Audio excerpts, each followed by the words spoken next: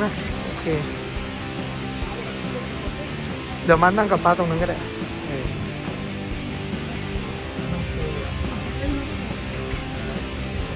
ส่วนรายการนะพี่ ครับผม มีตำต้มตำปูนะครับผมแล้วก็ยำปลาดุกฟูแยกน้ำนะครับยำเส้นรวมมิตรนะครับผมต้มยำมาคุณน้ำใสนะครับ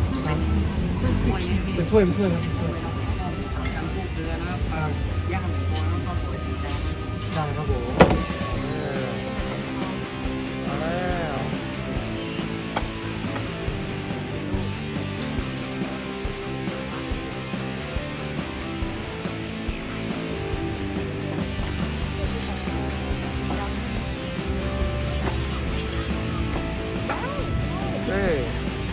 เอาว่าน่าจะครบแล้วนะ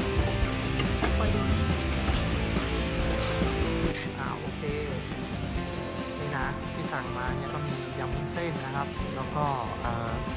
ต้มยำปลากระพงน้ำใส แล้วก็ส้มตำปูปลาดุกย่างหมูสามชั้นทอดเกลือ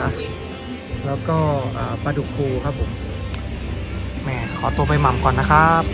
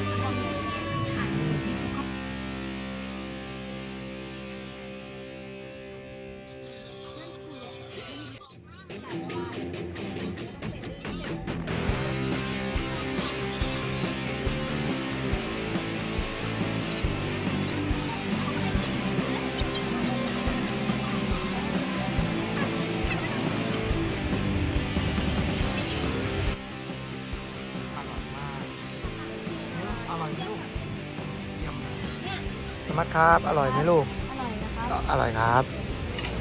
คือมันแบบ กินไม่ น่า เหลื รั อก เล แบบ ย ใสๆอ่ะ